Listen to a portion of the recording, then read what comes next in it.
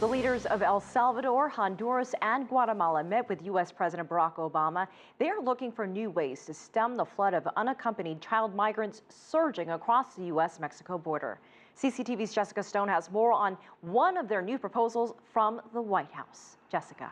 And Elaine, this proposal just coming in the last 24 hours from the White House, a proposal to put 3 refugee processing centers in these 3 countries that would allow these migrants, instead of going to the United States to apply for refugee status, to do it at home. And of course, that would avoid a very long and dangerous journey. But the reality here is that it's very unlikely that most of these migrants will be eligible for refugee status.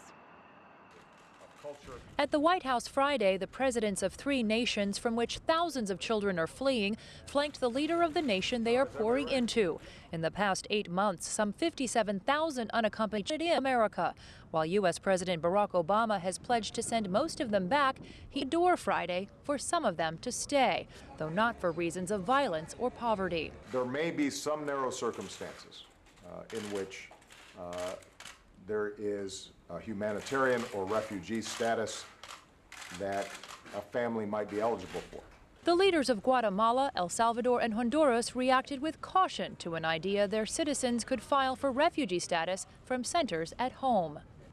Under U.S. law, refugee status has narrow criteria, including persecution or threat of death. Central American leaders want to focus on the long-term solution, stopping drug trafficking, human smuggling, and improving education so their citizens won't leave in the first place. Drug trafficking generates violence. That, of course, leads to immigration, but it is also because of lack of opportunity that this has arisen.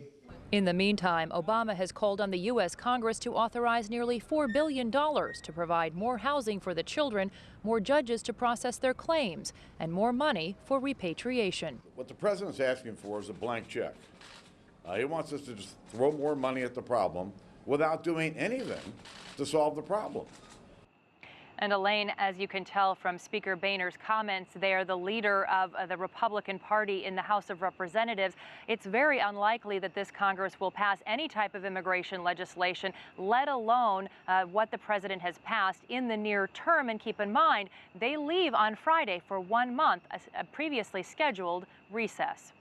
And Jessica, $4 billion requested. What happens if Obama doesn't get the money he's asking for? I certainly think that's a question a lot of people are asking, but it's one that the White House doesn't want to have to ask. But the real issue is going to be where to put these migrants, and really if they can get through the process any quicker without these additional judges. It's already taking up to 6 years during the current time. All right, CCTV's Jessica Stone reporting live from the White House.